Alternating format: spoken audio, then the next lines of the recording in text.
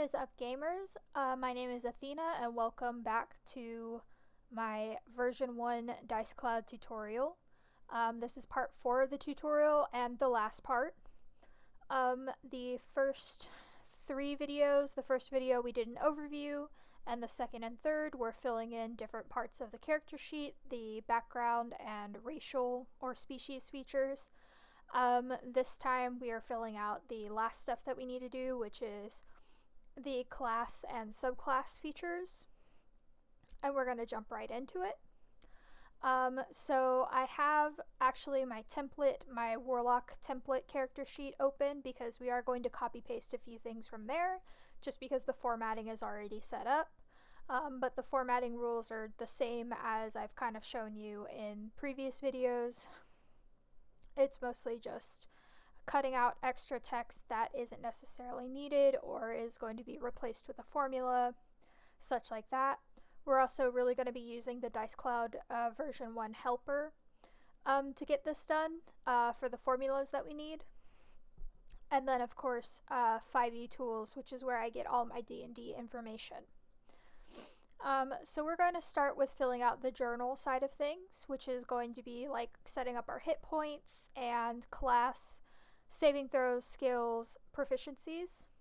And so what we're going to do when we go into the journal tab is we're going to click where it says Warlock 1 or Monk 1, Ranger 1, whatever class you have as your first level class.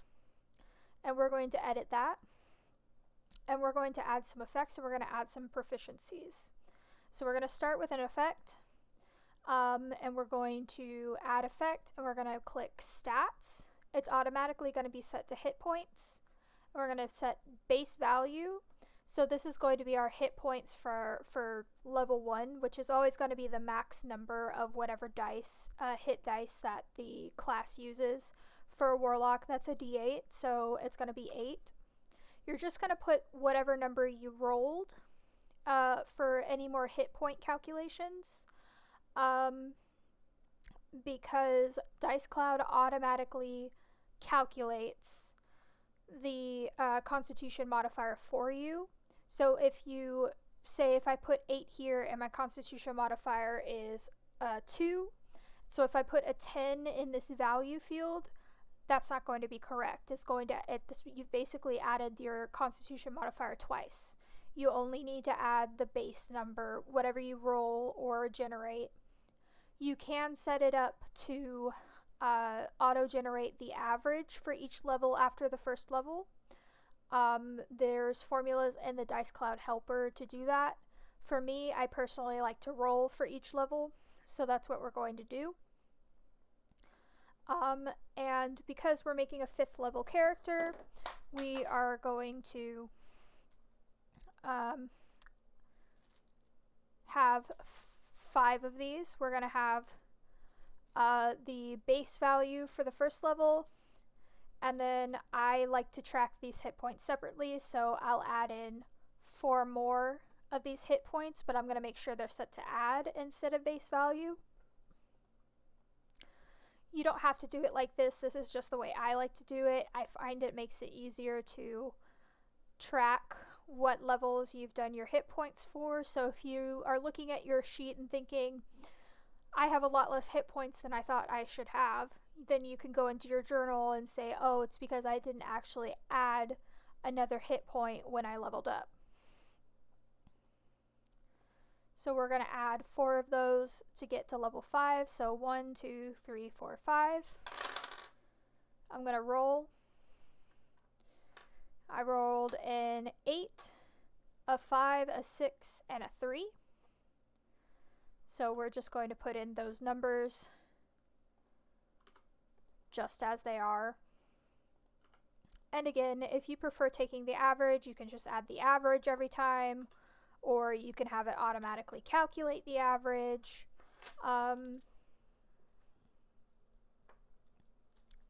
Whatever your preferred method for doing hit points is fine. But that's, fairly easy to set up. We're going to set up our hit dice, and we're going to add another effect. We're going to choose hit dice, and a warlock uses a d8, so we're going to select that and we're going to set it to base value. And we are going to put in not really a formula, we're going to put in a variable. So whatever you put as the name for the class is going to is very important because it's going to create a variable. So you can do it one of two ways. You can either type level, and this will make this number, this base value number, match whatever your current total level of a character is, which is just fine if you're dual classing into two classes that both use the same hit dice. You can do it like that. But what I recommend is doing these things separately. So specifically, we are going to specify warlock level. If I can spell. All one word, warlock is capitalized, and that is going to make it so that it's specifically going to change this number based on the amount of levels we have in the warlock class. Okay, so when I change this number from level 1 to level 5, this number changes from a 1 to a 5 as well. And that is the effects that we're going to add. We get to choose 2 skill proficiencies, and then we have saving throws in wisdom and charisma, weapon proficiency, all simple weapons, and armor training, or light armor, excuse me. So we're going to go ahead and add those proficiencies. So we're going to need a total of 6 boxes. So 1, 2, 3, 4, 5, 6. I always do these in the same order, but you can do them however you feel like. It just is a little bit easier to go in the order that is shown in like your player's handbook or whatever. So the skills, I get to choose 2 from Arcana, Deception, History, Intimidation, Investigation, Nature, Religion. I'm going to choose Deception and Investigation. So I'm just going to make sure it's set to skill for stat group. Proficiency, we'll use the drop down menu to pick Deception and then Investigation. For the saving throws, you'll make sure to click on stat group, change it to saving throw. Proficiency with wisdom and charisma. So we're going to make sure the drop down proficiency, we're going to click wisdom save, and then we're going to click charisma save. Stat group for weapons should be set to weapon. And this is going to give us a text field, so you'll just type in whatever weapon you have proficiency with. In this case, it's going to be simple weapons. And armor, same thing. It'll be set to armor. And we have proficiency with light armor. Alright, and that's all you need to do in the journal side of things for this. The only time you're going to come back here is to change the level of your character and add hit points as you need to. Additionally, if you were to do a dual class, then you would click this plus button right here. You would name it, let's say Ranger, and then you would track the Ranger levels and hit points and any proficiencies you get with multi-classing that way. We're not multi-classing this character, but that is how you would do that. The version 1 helper does have formulas it's in multi-classing. It does have formulas for how to do spellcasting spell slots,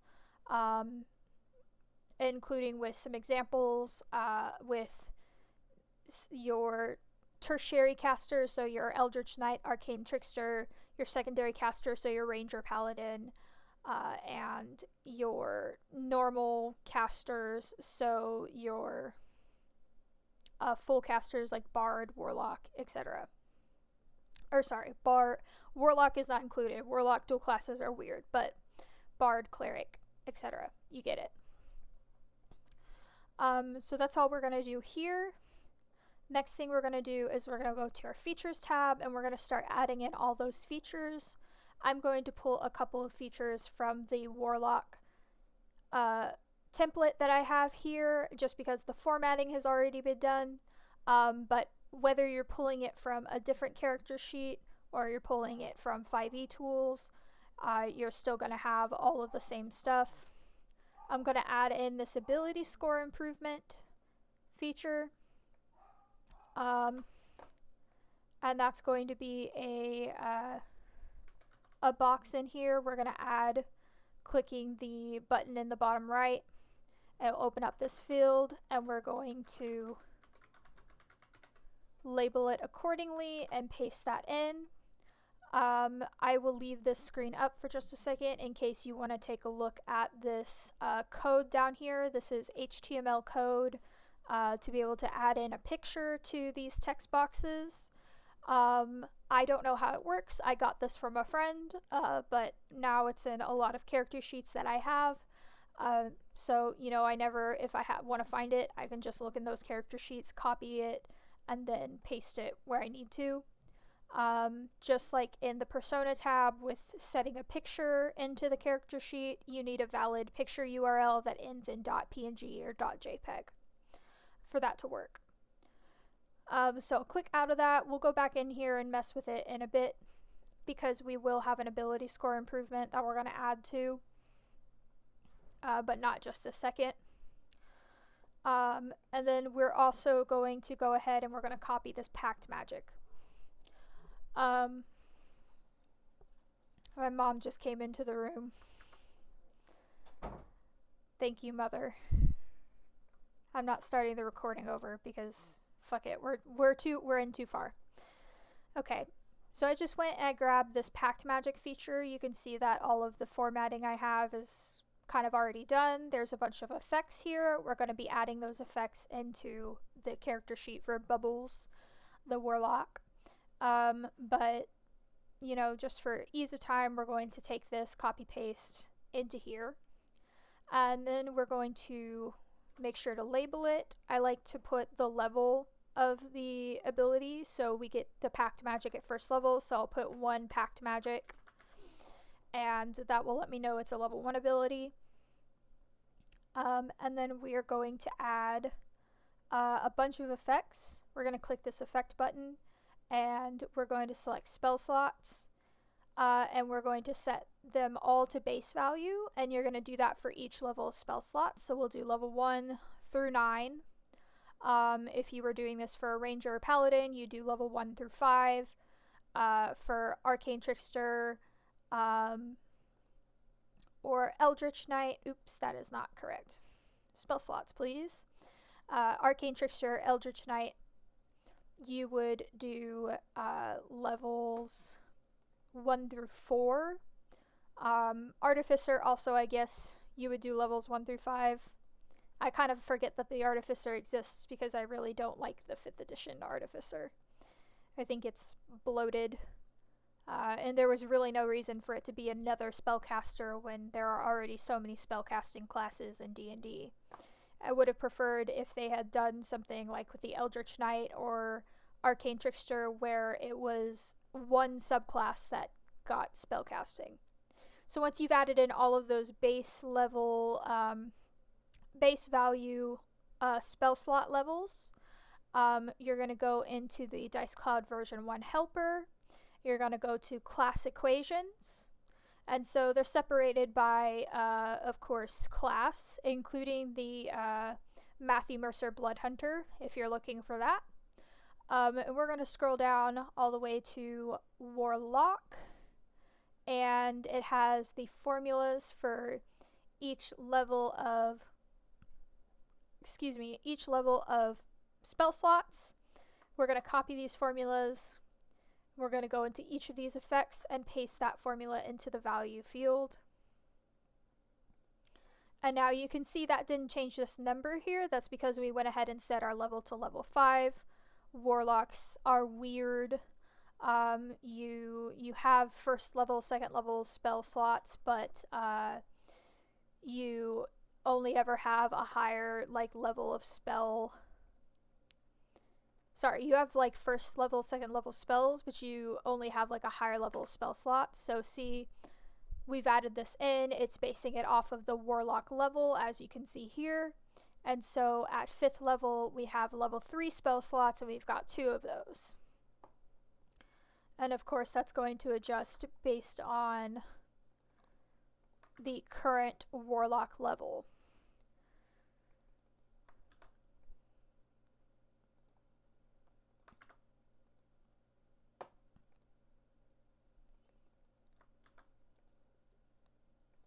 And so we're just going to copy those formulas all into here.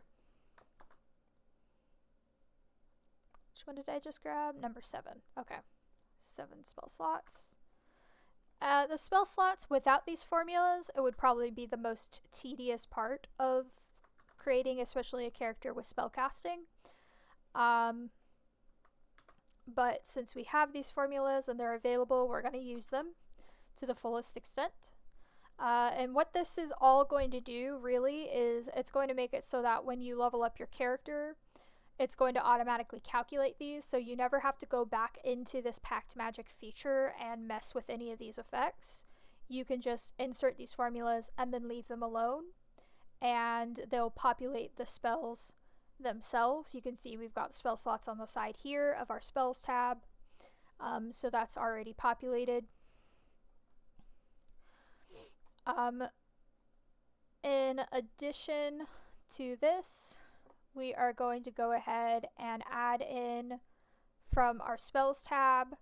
So this is all the information that I include in my character sheets. I also include, the full Warlock spell list. I'm a little bit crazy. You don't have to do that if you don't want to, because Warlock specifically, you learn a certain amount of spells, you get to change them at very specific levels. You don't really have to have access to the full spell list because you're really expected to curate your spells. But for me, I like to put them in there just for ease of access to see what you have access to.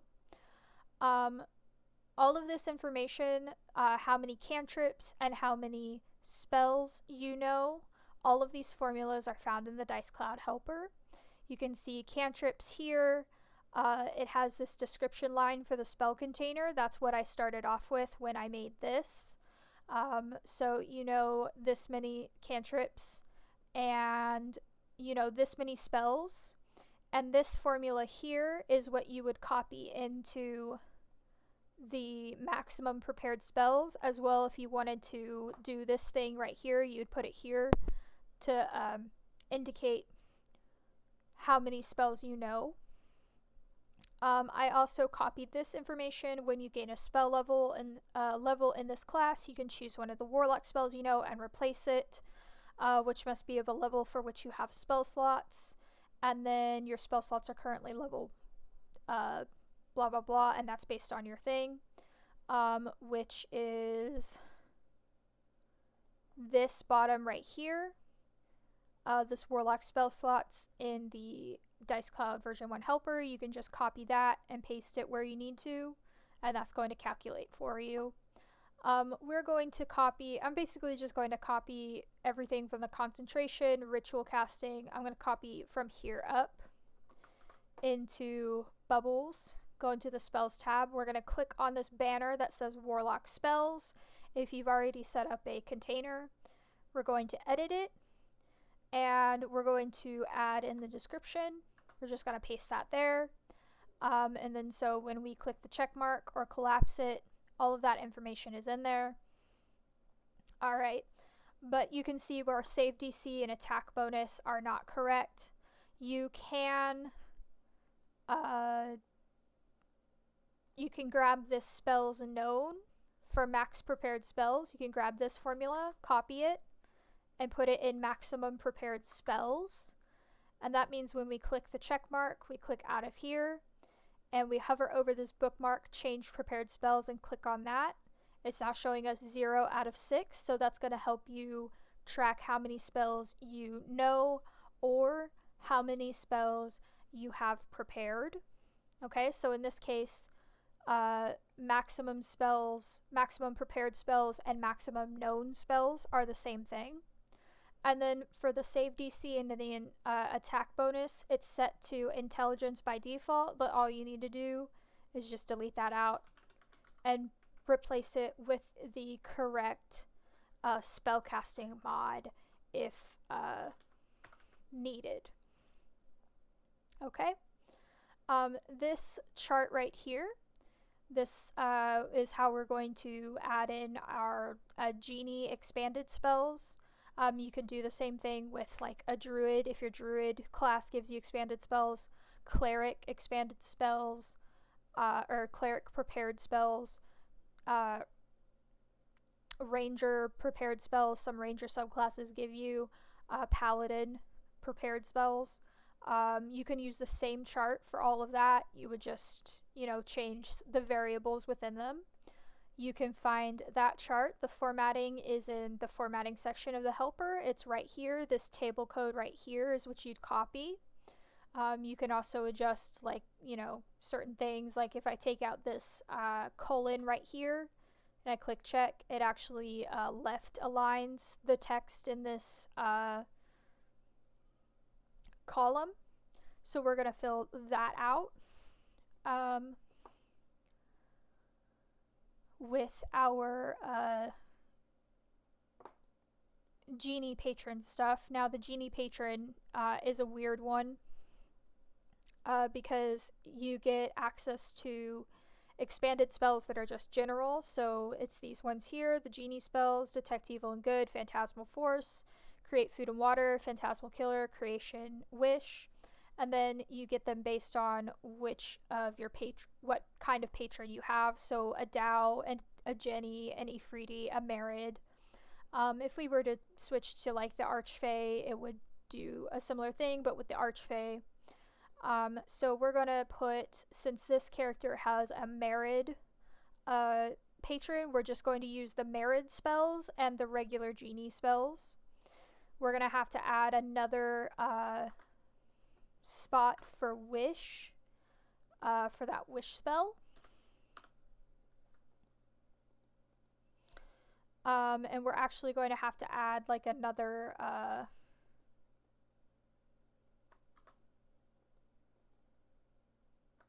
column.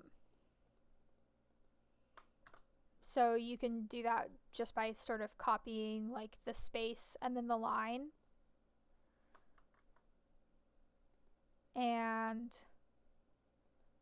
pasting those in, and then in between these lines we'll of course fill in the things that we need to. So right here I'll put genie spells, and then in this next spot here I'll put Merid spells. We're gonna put the worldly patron, we're gonna put genie expanded spells, and we'll just fill in these spells right here.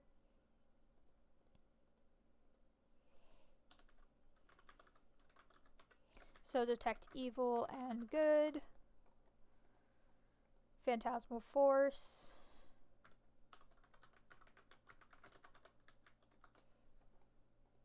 create food and water, phantasmal killer,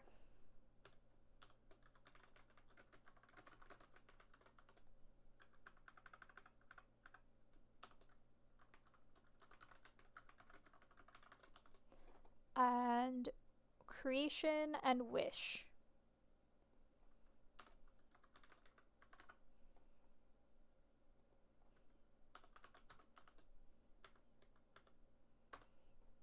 We'll just put a dash in that second column since the Merid spells only go up to 5th level. So fog, cloud, blur, sleet, storm, control water. So fog, cloud, blur, sleet, storm, control water, and cone of cold. Okay, so when we click the check mark, it's going to look like this. I forgot to actually add this part too, so you're going to want to do this as well so that it didn't seem to not format correctly, but it's worth noting that usually however many columns you have, you're going to want to have as many of these spacers as well, and that way that they look like this. I think I'm going to delete out so it's all left aligned. It looks a little bit better. Alright, but you can align that however you like. These spells are added to the Warlock spell list, but they do count against the number of spells that you know, so unlike with a Cleric or with a Paladin, you're not automatically going to get these spells. They are just added to your spell list for you, so you can take them if you want, but you don't have to. We're going to come back to the Spells tab. We are actually going to go back into Features and continue adding all the features that we need. I'm going to make sure that Archfey is taken away because we don't need that. So we're going to go ahead and add the Genie's Vessel. Now I'm going to delete out this chart when we actually put it into the character sheet because we don't need that. But you know, it's easier just to copy it all. Alright, we're going to delete out this decide what the object is because we're actually going to add this as an item into our inventory. We're going to use it as a spellcasting focus, which is what this ability specifically gives us. We're going to put label it level 1 Genie's Vessel. I always like to label these with the subclass, so in this case Genie Patron. And then we're just going to format this a little. Alright. Is this italicized? It's bolded. You can also make it both italicized and bolded. So remember, italicized is just 1 asterisk on either side of a word. Bolded is 2, and italicized and bolded is going to be 3. So there's some spots in here that have some places that we can replace with formulas. We're going to do that. But let's just finish formatting this part for a second.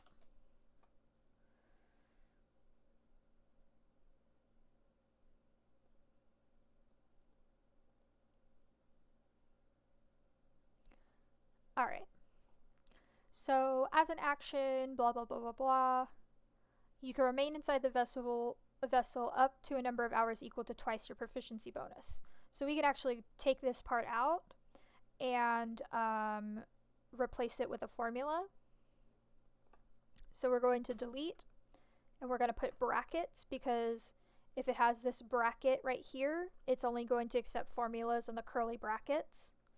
And it said twice our proficiency bonus, so we're going to put 2 asterisk proficiency bonus, just like that. And we can bold this bit too. That's the only part right there that we need to change. Once during each of your turns you hit with an attack roll, you deal extra damage to the target equal to your proficiency bonus. So again, we're going to delete out this part and actually stick a formula here, and this time we're just going to put proficiency bonus because it's actually equal to our proficiency bonus, not just twice. And the type of damage is determined by your patron. In this case, we're just going to delete out everything that isn't our chosen patron, which is a Merid, so cold. The AC equals your spell save DC, so we can take that out, and we're going to put, if you want, you can actually close this out, go into your spells tab, click on this banner, edit, and you can copy save DC from here, because that's the same formula you'll put in brackets. You'll go back into the features, edit this, and put that in the brackets right there.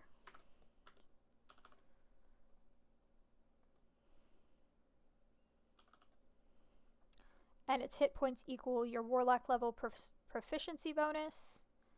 Okay, so same thing here. We'll put a bracket, warlock level plus proficiency bonus. Alright, and bold that. And then we're going to put this under a cut. So right here, we're going to actually put,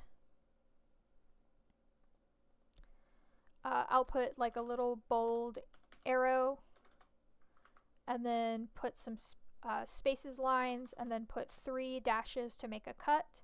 So this is actually chopped down to a smaller box. And then that little, this little arrow will let you know there's more text in here. And then we're actually going to make this an item. So we're going to copy everything in here. And we're going to go into the inventory. And in the bottom right corner, we're going to use the plus button. And we're going to use this top one that just says item, which is going to open up a custom item. We're going to put a genie vessel. And this is going to be a hollow statuette, but it can look like anything.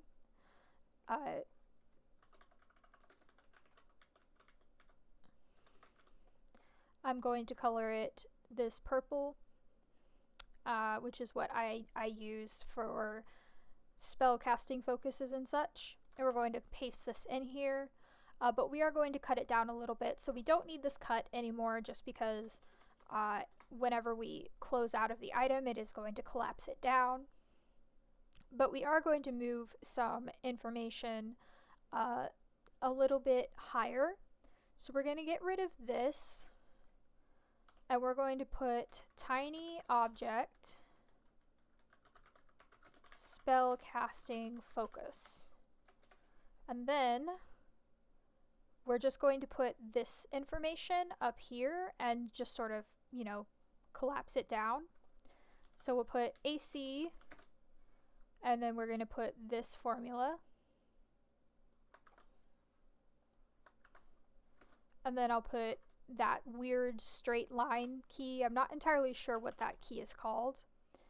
And then we're going to put hit points. Make sure that's a colon, not a semicolon. And we're going to copy this formula. And then I'll put 2 spaces, so that way the next line is going to, it's actually going to count as the next line. And then we'll put immunities. And it says poison and psychic damage. So we'll put poison, I cannot spell, psychic. Alright, and then we'll just delete this out. Alright, and then just click the check mark. It doesn't have a weight, we don't need to add a weight to it. But all that information is in there now, so it's in 2 places. It's in a place where it's actively going to be used as an equipment piece, and it's in a place where it's actually like a feature that you have. And so we're going to click out of that. As you can see, it collapses down. We're going to drag it into the equipment so that it is equipped, even though mechanically it doesn't have any sort of effect or function on it. And then that's going to be that feature. We don't have any other Genie Patron features that we need to add, so we can actually just get rid of that filter on 5e tools and just use the final stuff that we need, which is our Eldritch Invocations and our Pact Boon. Additionally, Ability Score Improvement, Eldritch Versatility. So with our Eldritch Invocations, I've chosen some out, but whenever you're looking for them on 5e tools, it has this link here for the available options. If you click on that and open it up a new page, it's going to be specifically sorted out to your Eldritch Invocations. I'm going to get rid of the reprinted filter, and I'm going to get rid of the Player's Handbook 2024 because I don't use those. And then I'm going to sort them by level. If I was looking for the ones that I needed to do, then I would actually go through them, but I've already chosen some ones that I want. So we're going to get Beguiling Influence. We're going to get Devil's Sight, which gives you magical dark vision for 120 feet. And we're going to get Gift of the Depths, which is down here. It's a level 5. You have to be level 5 prerequisite. We're going to do that. So Eldritch Invocations, we're just going to copy all of that, go into our features. We're going to add a new feature. Level 2, Eldritch Invocations. Now, if I was going to make this if I were making this character sheet for myself, and not just as an example, I would definitely just copy all of the Eldritch Invocations in there, which sounds insane, but I like having them. I like being able to reference them because you can choose and replace invocations whenever you gain levels in the class. So I'd prefer not to have to go to 5e tools every time I want to choose a different invocation. But we are going to fill this out. So we're going to put all of this text underneath a cut, which is why I've just added some spaces. And we're going to put our Eldritch Invocations above the cut. And we're going to tie our features to this. So we've got Beguiling Influence. We'll paste that there. And then we've got Devil's Sight.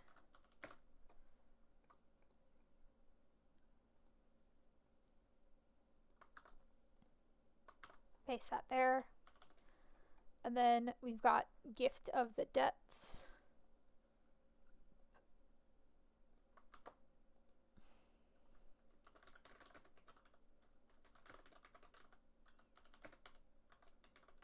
Prerequisite.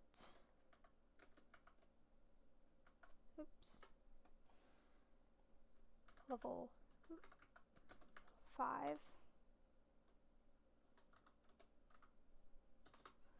Sometimes, if there's text in the box, it likes to skip you down, even though there's really no need for that. Alright, and we're going to set up this water breathing in our spells tab the same way we did with the fairy magic. Alright. In the DiceCloud helper, we're going to go to class equations. We're going to scroll down to Warlock. And Warlock has the invocations known here. It also has this, which does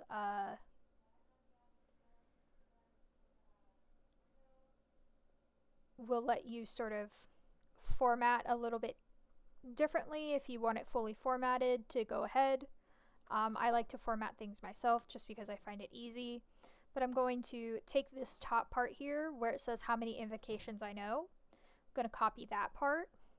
And I'm going to delete out this part and paste it here.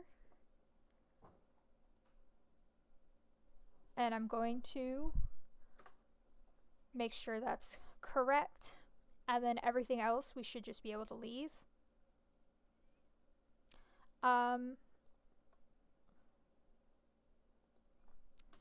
I'll make that a period. Alright, so this is going to upgrade, this is going to update whenever, of course, we get to higher levels. Whenever you change your level, this will change as well. And then we're going to add our proficiencies, and we're going to add something to mark that we have a swimming speed. So our swimming speed is equal to our walking speed. We can breathe underwater. So we are going to add an effect. We're going to click Stats, We're going to click speed. We're going to set this to minimum. And we're going to put speed as the value, so it's going to match whatever our walking speed is. And then we are going to add two proficiency boxes, one for deception and one for persuasion. And since we've got these, I think I chose, did I choose deception for here? Yes, I did. So I'm actually going to change that. I'm just going to change it to Arcana. All right. And so that way that's all in there. And so this is what this would look like. You can play with the formatting however you need to make it sort of not take up as much room, but you would copy paste things in, copy paste them out.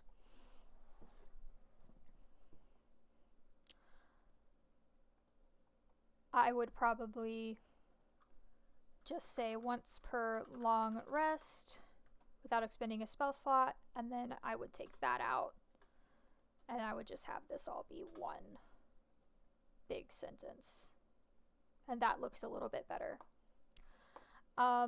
We're going to go ahead and add that spell, so we get water breathing once per long rest without expending a spell slot.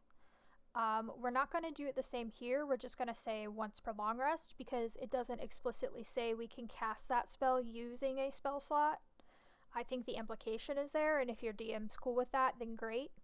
But otherwise, we're just going to indicate that it's basically once per long rest instead.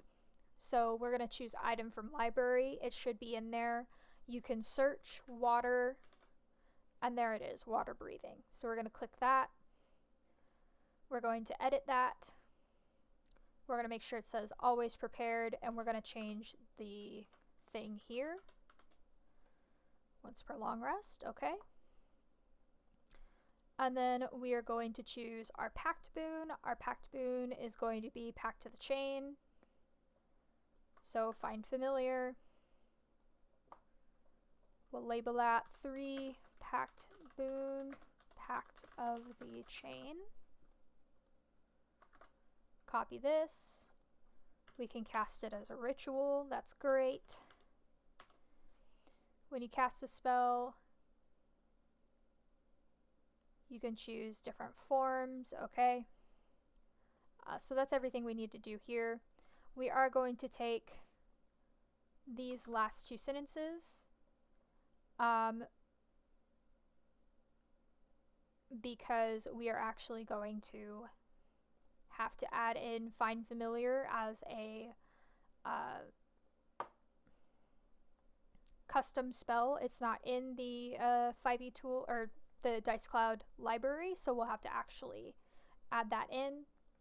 So Find Familiar is a level 1 spell. It is Conjuration, and we're going to basically copy paste everything out of here. We're going to use these material components, verbal, somatic. We can cast it as a ritual, so we're going to make sure that we click that ritual tag right there. Range 10 feet. It's an instantaneous. Casting time is 1 action. Instantaneous duration. We will copy paste everything in here into this. We'll make sure it's set to always prepared. And at the bottom, we're going to put Pact of the Chain. And we are going to add these 2 bits from there. And I'm actually going to put them under a cut, just to save a little bit of room.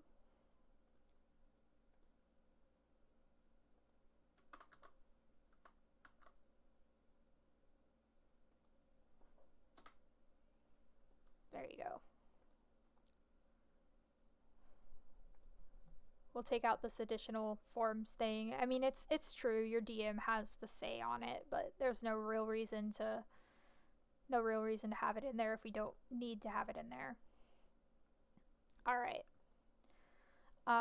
Finally, we are going to add this Eldritch Versatility ability. Now, this is an optional feature that came with Tasha's Cauldron of Everything. Your DM may or may not use this. I like to have it just because it's an extra option and it allows you to change out cantrips. So if you're not happy with the cantrip you've chosen, you can try something different.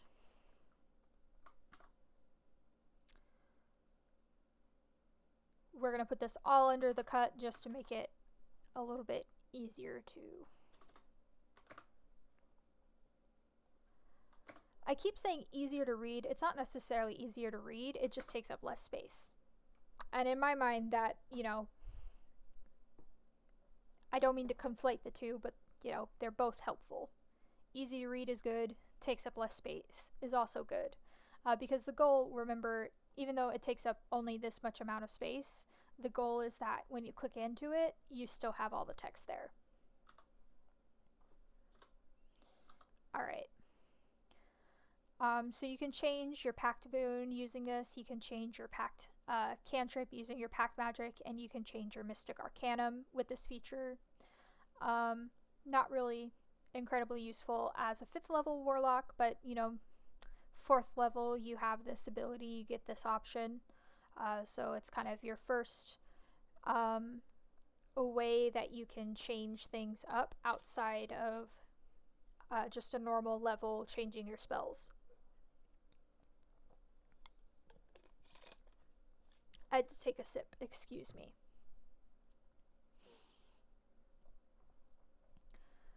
So, let's do our ability score improvement. You get to add +2 to 1 ability score or +1 to 2 ability scores. You can't increase your ability scores above 20. I always record which ones I put in here at what level, but I use this box to keep track of that. You can also choose a feat if your DM allows feats. If you do that, you're just going to make a separate box and fill it out the way you would any of these abilities right here. We're going to look at our stats real quick, and I think I would like to add a +1 to dexterity and a +1 to intelligence. So we'll go in our ability score improvement. I'm going to mark that down. 4th level, +1 dex, +1 int. And I'm going to add those effects. You can definitely use the same effect in this ability score improvement and just keep adding to it. So like, say your 8th level ability score, you want to add +2 dex, you can just edit this effect that's already in there and change it from +1 to a +3. Or you can add a separate effect, whichever, you know, the idea is that it's customizable to your liking, so whichever you'd prefer is fine. I like to do them separately. It helps me keep track of what scores I've taken. But once you've done that, you just click out. It's applied to your stats, so that's good. And then let's do our inventory and spells. We're going to do inventory first just because it's going to take a little bit less time. I've already pre-chosen my spells for this character. However, a lot of the spells that I've chosen are not available in the existing item library. So it is going to be a bit of copy pasting. And so that's going to take a minute. So we're going to knock out our inventory really fast. We're just going to use the basic inventory. I'll show you how to set that up. So we get a choice of a light crossbow and 20 bolts, or any simple weapon. I'm going to click on this link here for simple weapons. I'm going to open that up. I'm going to get rid of that reprinted because it's not being nice to us. And we're going to pick something. We're going to pick a sling as our weapon.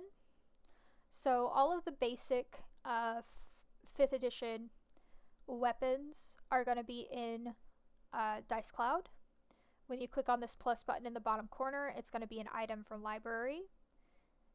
By default, it's going to come with weapons, armor, adventuring gear, and tools. You can search through the categories as you need.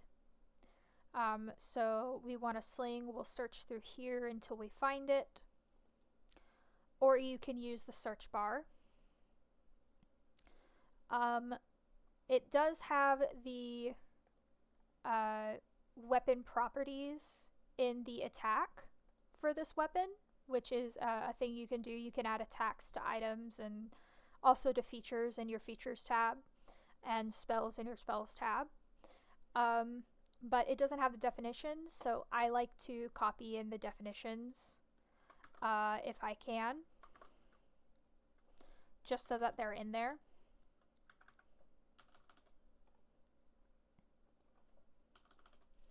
This again is an optional thing. It's just the way that I would set up this character sheet. But you know, if you're the kind of person that is always forgetting what the two numbers for range mean, well, there's actually a definition that tells you what they mean, and I find that useful to have. Useful to reference. Since we're getting a sling, we're also going to add in a container, a pouch, and that's going to be for our sling bullets.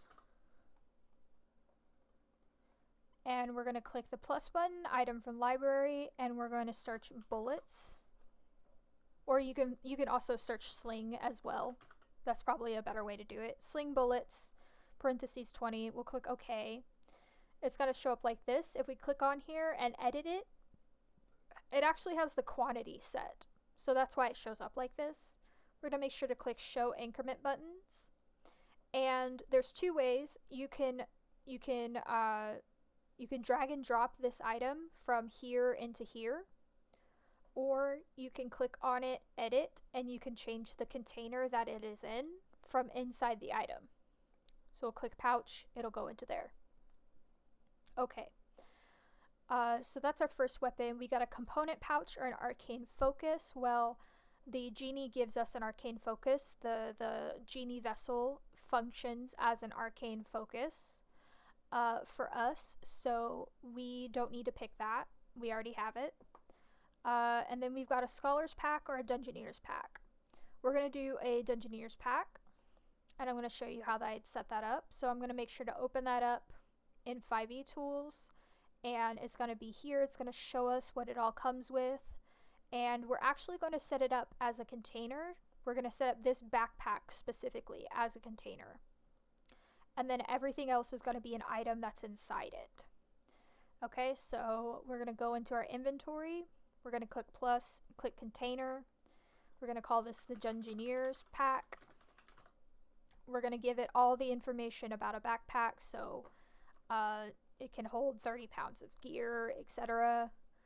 It costs 2 gold pieces. It weighs 5 pounds by default, so we'll click that. And then, I don't need that. It comes with a crowbar, a hammer, pythons, torches, tinderbox, rations, water skin, and rope. And all of those are in item from library. They're going to be under adventuring gear if you're wanting to search through this list here, but you can also just search for them. You have to add them one at a time, unfortunately. But the search feature really does make this a lot easier to deal with. So hammer, python, everything that doesn't automatically have a quantity assigned to it, we're going to assign a quantity to it. Torch,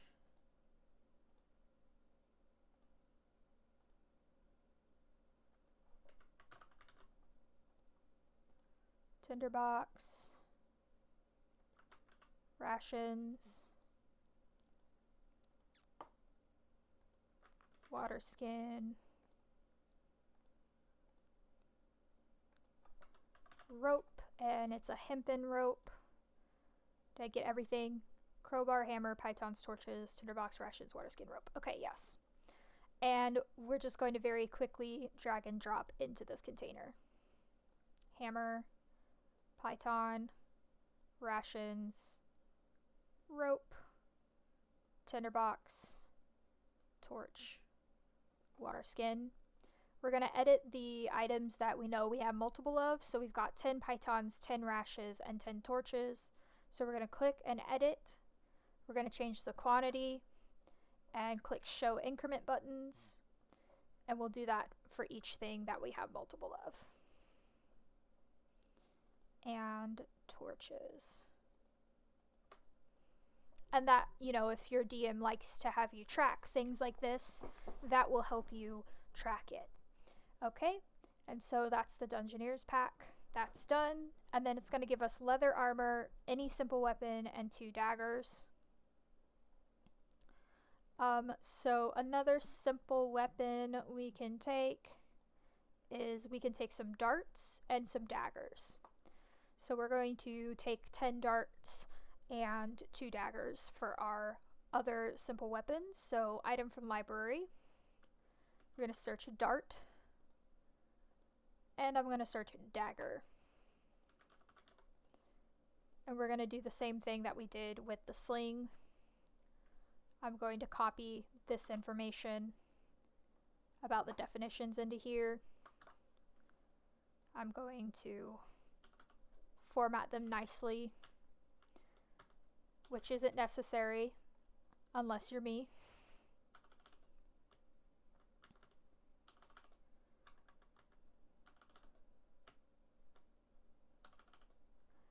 And we're going to, since we're going to have multiple darts, we're going to have 10 of them. It doesn't have a plural name, but we're just going to say darts. And we're going to make sure we can track those. Same with the dagger, it's giving us 2. So we're going to click, we're going to add a plural name, daggers, track those, go into here, copy.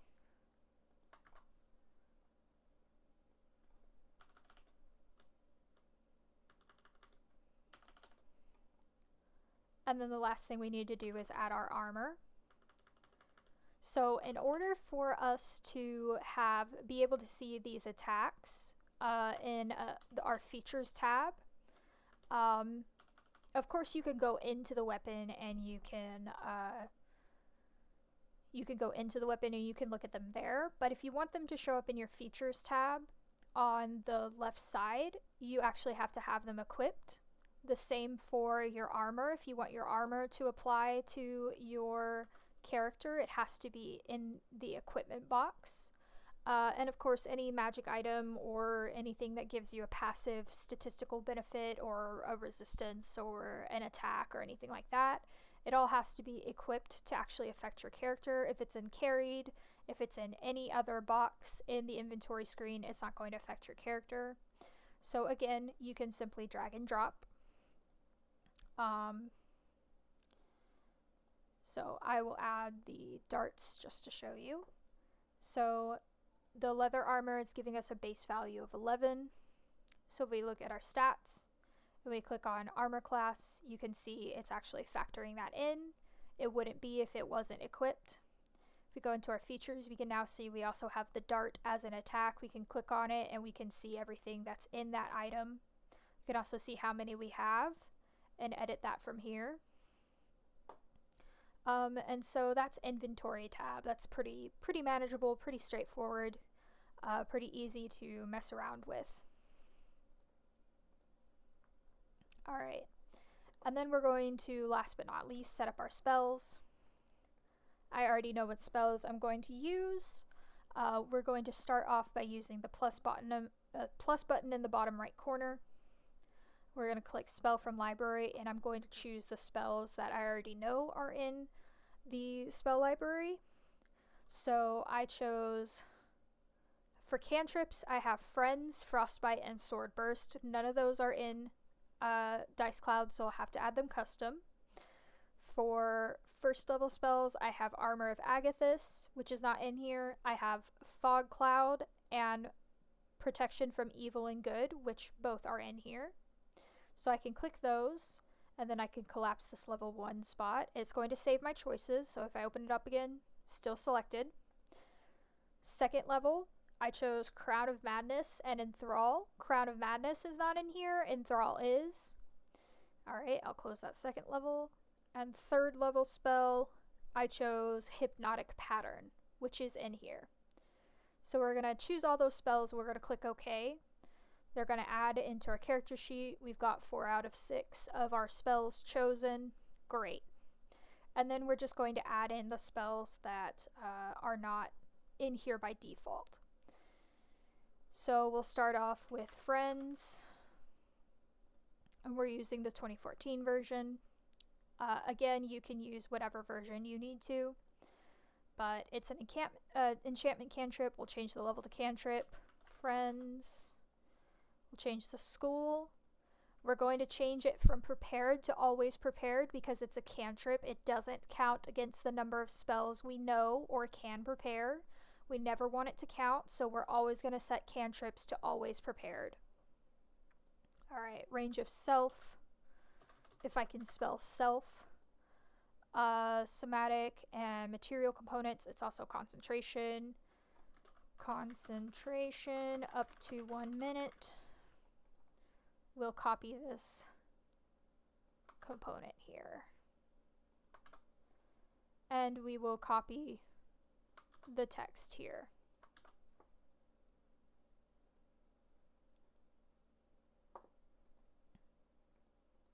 All right.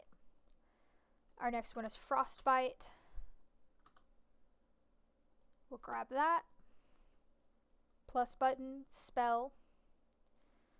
Make sure it's set to cantrip. Make sure it's set to always prepared.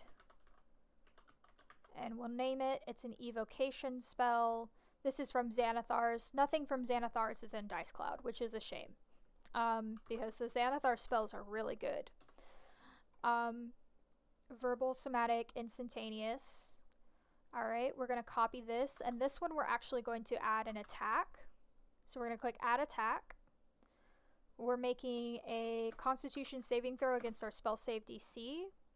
So where it says attack bonus, normally this is going to give you your spell attack bonus that's tied to the container or the spell list, but we actually want it to use our spell save DC. So we're going to put DC con save.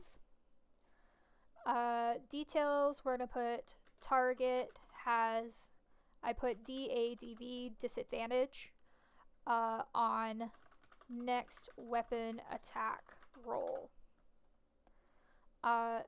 Damage, it's a cold damage. And then cantrips, they level up based on your, how much damage they do is based on your level. So we want that to automatically calculate. So we're going to go into our DiceCloud version 1 helper. We're going to go to miscellaneous equations. And at the bottom here, it says scaling cantrip damage. We're going to take that formula, copy it, and paste it into the damage spot. And we're going to change this X to whatever the dice is. So in this case, it's a D6. And then click the check mark, and that's going to automatically calculate. We're 5th level, so we've got 2d6 damage if this attack, they fail the saving throw. That's going to show the con save here. And so that's how you'd set that up. All right. And then we can copy that same one for our next cantrip, which is Sword Burst.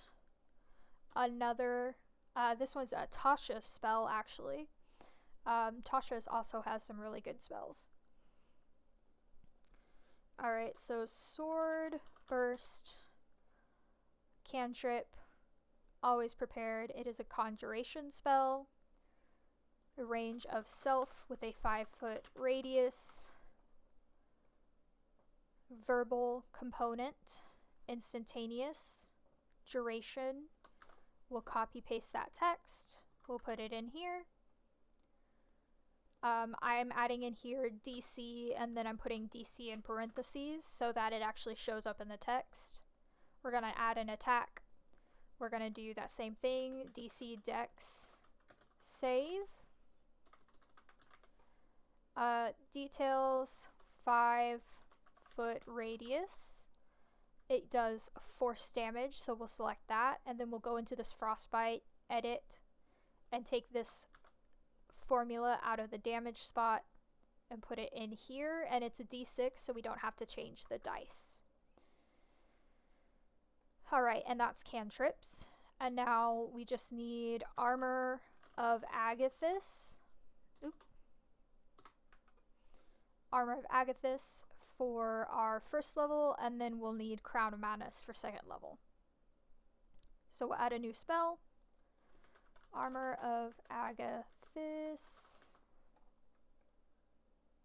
It's an abjuration spell, range self, verbal somatic components. A cup of water is the material component if you care about that. Duration 1 hour. Alright. This is a spell that you can actually apply a buff to if you would like to. And I'll show you how to do that. We'll use this spell as an example. Keep in mind there's not a good way to make a buff that levels, especially if you're casting this with a higher spell slot, which by default, when you're a warlock, you're always going to be upcasting your spells. So any benefits you get from being at a higher level, those benefits are going to always apply for a warlock. Not so much so for any other class. But we're going to copy that spell description, specifically the part that it gives you. You get 5 temporary HP for the duration. When you click add a buff, it's going to pop up this menu. We're going to name it Armor of Agathis. You can target it, you can have it self, others, or both. If you choose others and you have access to other character sheets, you can have that buff apply to another character sheet. This feature is a little bit buggy, so normally I don't do that. What I do is I'll just say, you guys are getting temporary hit points from this spell, so here's how to set up a temp HP counter in your sheet, and then we track it that way. So I wouldn't recommend changing this. I just keep it as self only. You gain 5 temporary hit points, and if a creature hits you with a melee attack while you have the hit points, they take 5 cold damage. Can't really do much about this. I guess you could set it up as an attack, where you could say, as long as you have temp HP, the target takes 5 cold damage automatically. That's a possible way you could do it. I wouldn't do it that way, but it's an option. You'll click Add Effect. We're going to click Stats. And we're going to click Temporary Hit Points. We're going to click Base Value, and we're going to put 5 in the value field. And we're going to click out with the arrow. That's going to have this section under here that says buffs, and it says apply to self. You can click it from this menu, or, excuse me, I have to sneeze.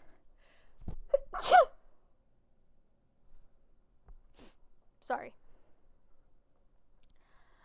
You can also click it from this menu. When you do that, it'll have this little pop-up that says applied to self. You'll click out. You go into your stats, and you can see, oh, you've got a temp HP bar. And under conditions, it says buffs, Armor of Agathis. To get rid of it, you just click the trash can. It deletes it. So that's how you can set up a buff on items, spells, features. That is how I like to set up rages. When you're doing a rage for a barbarian, I'll set it up as a buff. Okay, so that's Armor of Agathis, and then finally Crown of Madness. Crown of Madness.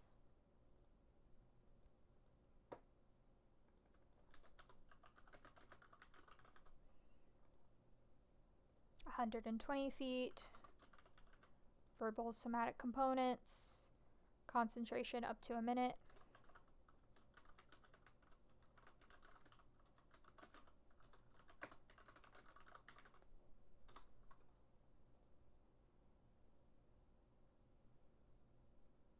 And copy paste. Okay. It's a level 2 spell. It's enchantment spell. And once you've got that, you see we have 6 out of 6. That means all of our spells that we get from racial abilities or from our Eldritch Invocations, our cantrips, all of that is set up correctly. You can also double check this by clicking on the banner and looking at what it says, how many cantrips and spells you should know. If it all looks good, you just click this check mark, and it's going to show your spell list. If you have extra spells in here, I'm just going to add one for example's sake. I'll add this Arcane Eye. That's fine. And let's say I click this box. If you click the check mark, it's going to make that spell disappear. So it's not going to show up. Your spell sheet is not going to be clogged up if you use prepared spells with the stuff that's been unprepared. I guess the only downside is that if you are like a wizard and you can ritual cast without preparing a spell, then you'll just have to remember that you have ritual casting. But otherwise, not so bad. It helps you only see the spells that you're actually planning on using, or that you can just use free. And the last thing that we'll do with the character sheet before we look at the final thing is we're actually going to color code. So you may have noticed while we were going around that this little paint bucket tool is shown up in features, spells, items, etc. You can change the color of your character sheet. For the top banner, if you click a color, I'm going to make it blue. But let's say you don't like that blue, you want to make it green. You have to refresh the character sheet to reset it, and then it'll let you choose a new color. I don't know why, that's just the way it works. You don't have to do this for anything else.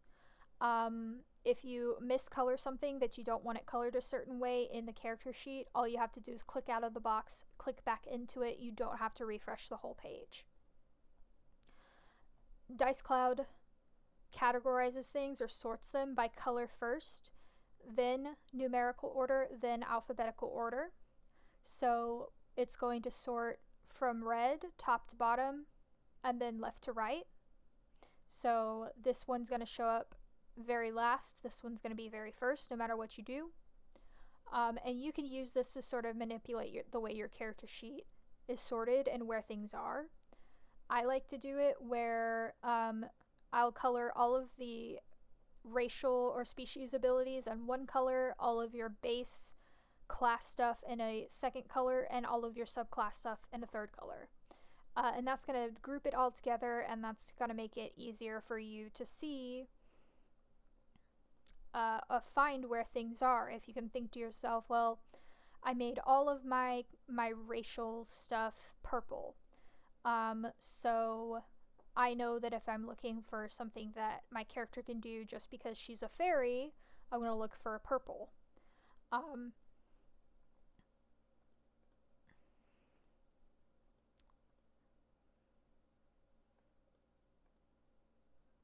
So, and as you can see, it's doing exactly what I'm saying, talking about here. I'm just giving these some random colors, no real reason or rhyme to them, but you can see that everything that is grouped, everything that's just base class stuff is grouped together, everything that's our patron is grouped together, everything that's racial is grouped together. You can do the same thing with your inventory. For inventory, I do it a slightly different way, where I put the stuff that I want to see at the top of my equipment in the same colors. So non-magical weapons, I always color red.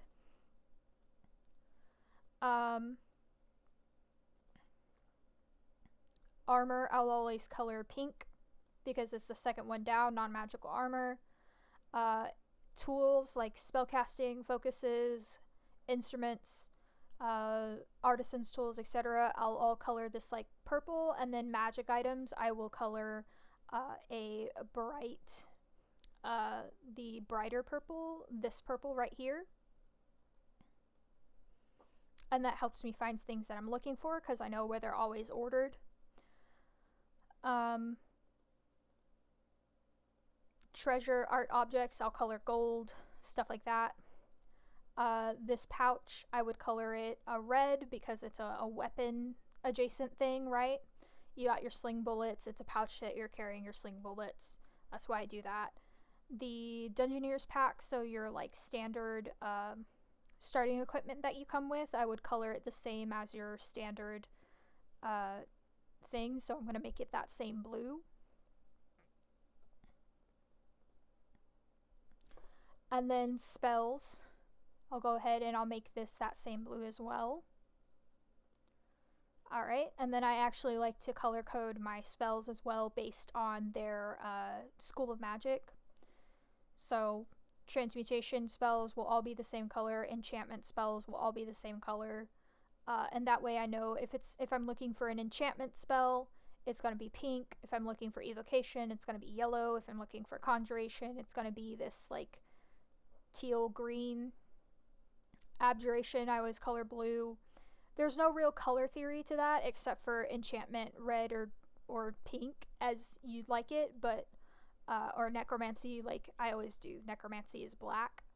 But, you know, you can do it however you like. If you want to color your racial feature spells in a completely separate color from any of your other color coding, just so that you know it's that specific thing. So like I could make this fairy fire, this druid craft, and enlarge reduce all neon green, and that way I would know that those are, you know, racial spells, so to speak.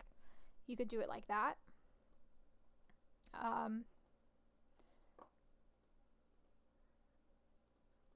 I guess the only downside is that they are going to they're not going to be in alphabetical well, they'll be in alphabetical order for each color, but they won't be in alphabetical order in your spell tab.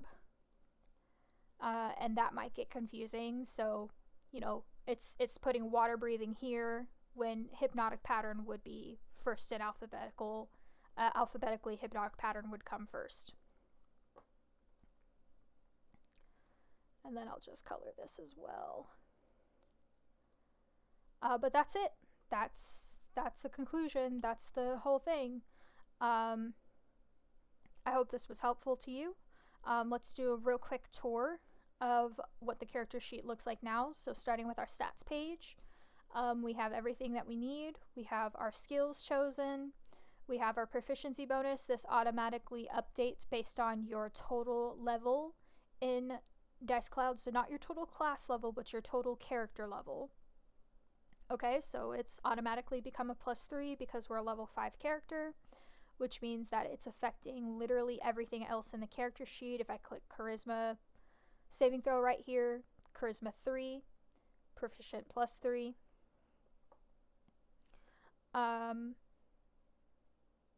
We can see our hit dice. That's coming from our Warlock spot. Again, the cool thing about the stats page is that you can click on basically anything and see where those numbers are coming from, and that's really, really helpful in terms of keeping track of where you got shit from, especially if you're using magic items or strange weaponry or stuff like that.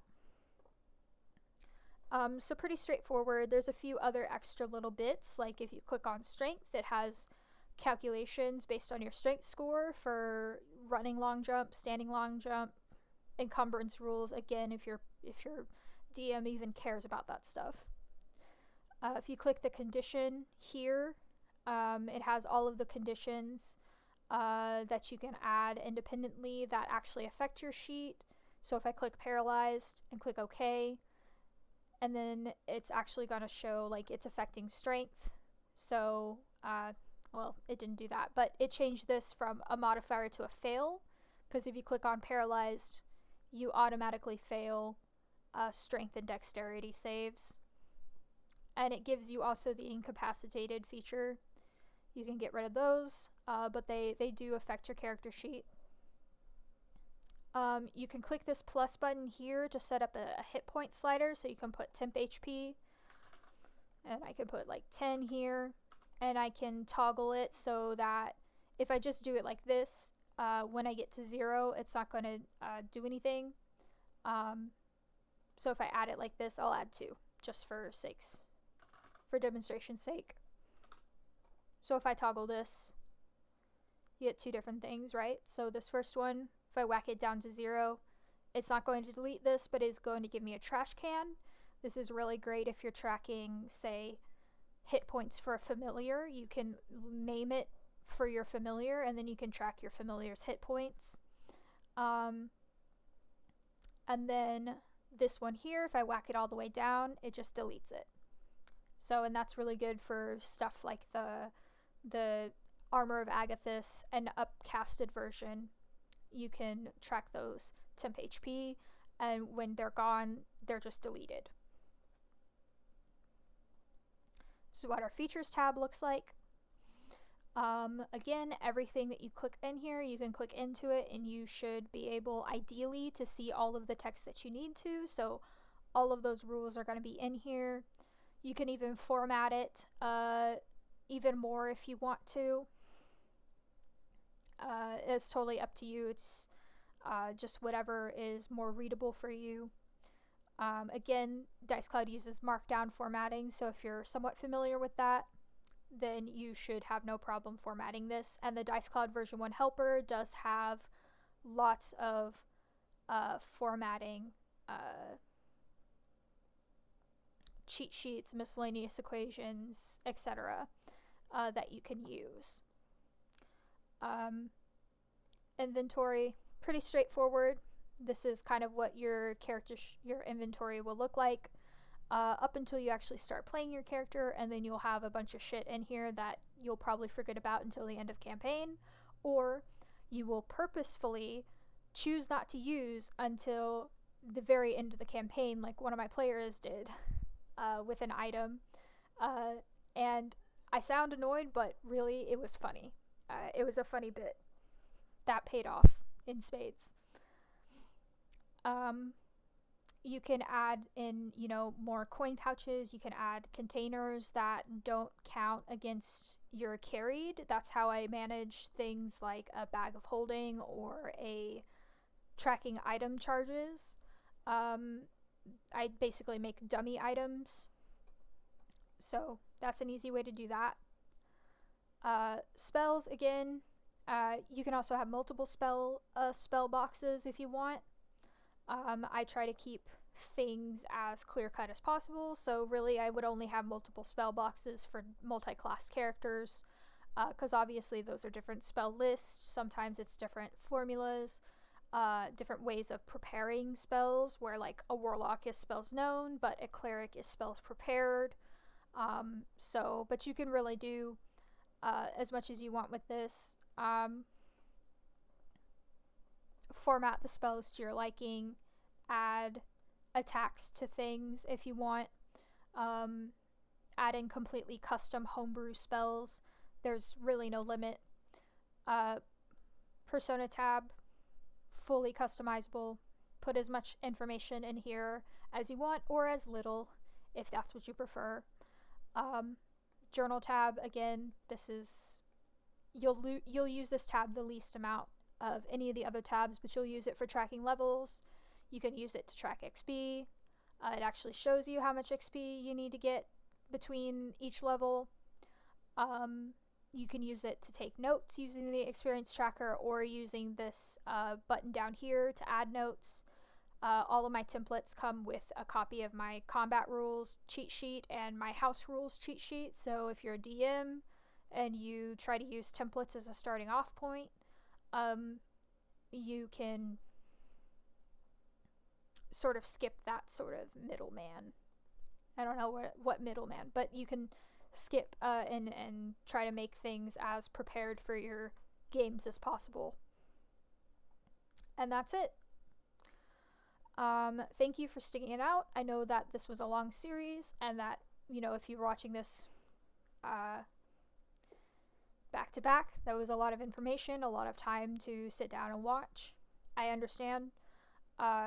It didn't really occur to me until I sat down to record the series how much time I save by having access to multiple characters that I've already set up in DiceCloud, and how much time I save by just having first level character sheets to launch off of whenever I onboard new players to play in my games. I definitely forgot how long it takes to do this stuff from scratch, but if you're wanting to learn how to do it from scratch, this is a great place to start from, and I hope that it helps you. My name's Athena. I post on YouTube sometimes. I stream on Twitch sometimes, but mostly I'm a professional dungeon master with Start Playing Games. I run Dungeons and Dragons mostly, but I also run different one-shots. I have a rotating monthly one-shot, different games, mostly The Quiet Year, which is a map-making game that I really like, but I also have a book of micro RPGs that I run from. I'm looking forward to running games that aren't just D&D in the future, but you know, I like running D&D as well. And my username on all three of those things is Athena X Vio. And I hope you have a good evening. And I am happy to be done with this. My voice hurts. Goodbye.